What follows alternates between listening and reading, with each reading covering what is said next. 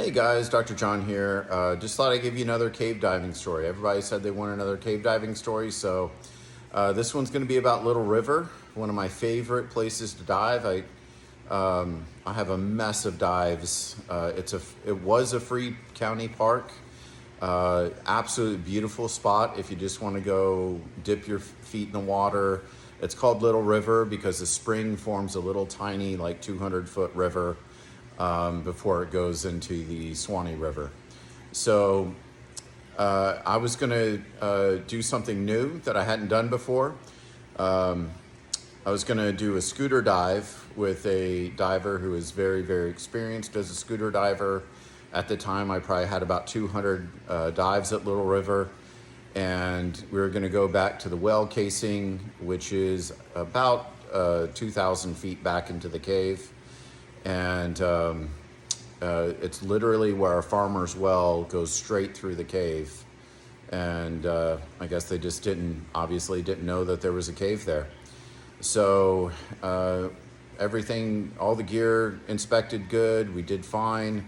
Talked about my third and his third and our tank sizes, and figured out what pressure my third would be for him and his third would be for me.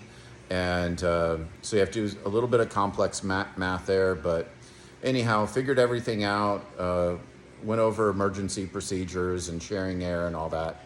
Got in the water, scooters clipped in perfectly to my harness, and we set off. We got to the well casing. It was only a few hundred feet past where I previously had been diving in Little River, so not that different. And then to go turn around, apparently the prop wash from both of these giant scooters had just destroyed the visibility in there. And so turned around and there's silt floating. So where we were, the flow was coming slowly through, and the visibility was good, but you could see a cloud of silt where we'd come. So obviously we have to come out of the cave, so visibility was next to nothing coming out. So we had done main line. So we just tucked the scooters under our arms, and as big as they were, but tucked them under our arms and floated with the flow coming out of the cave. So there was no reason to panic.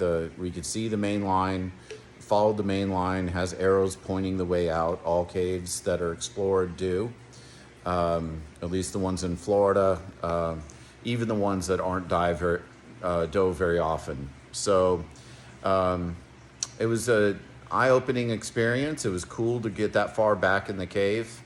And then with this, we just floated with the flow of the spring and came out to the spring. It was no big deal. We didn't use more air or gas than what we should have. That dive, we were breathing 32%. Did deco on 100% oxygen, and yeah, very, very standard dive. But we did have 6 inches to a foot of visibility coming out of the cave, and this is why you have cave line. And if there's not cave line, you have one of the giant reels and you bring it with you. And if you run out of cave line, that's the end of your dive. If you hit thirds, that's the end of your dive. We're not trying to do anything crazy.